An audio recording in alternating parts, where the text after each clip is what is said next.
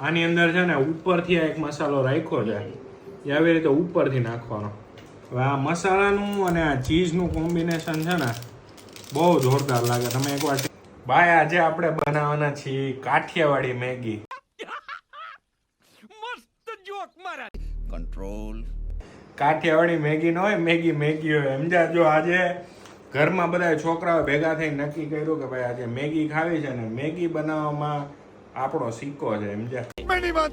આટલું પાણી ઓછું પડશે તો જરાક હું હજી 1 ગ્લાસ પાણી નાખી દઉં.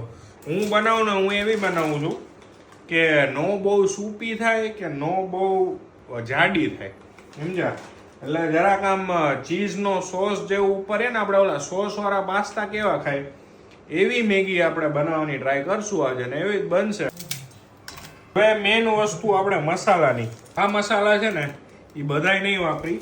જે મેગી ઉકળતી હોય ને ત્યાં છે ને મેજિક મસાલા આવે છે મેગીનું, એ આપણે નાખશું. એટલે આ મેજિક મસાલાની હારે પાણી ઉકળતું હોય ને તો અહીંયા જે મેગી સોક કરે ને પાણી એ આ મસાલાની સાથે જો સોક કરે ને તો ખાવાની છે ને મજા આવશે. મસાલા આપણે સીધા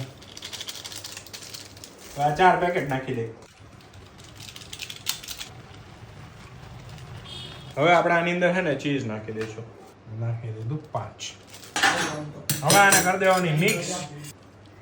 જો આ 3 મસાલા રાખ્યા હતા ને એ હવે નાખવાના. આમાં શું છે, આમાં ચીઝ આરે આ મસાલા છે ને બહુ મસ્ત કોમ્બિનેશન બને છે.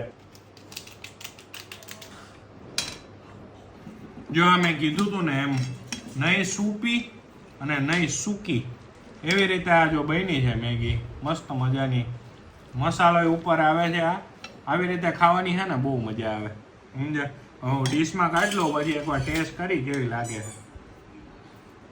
મેગી ખાવાની મોજ આવે. અમુક દી બનાવે ભાઈ ઘરે અને ખવડાવાય. આ રીતે બનાવો ને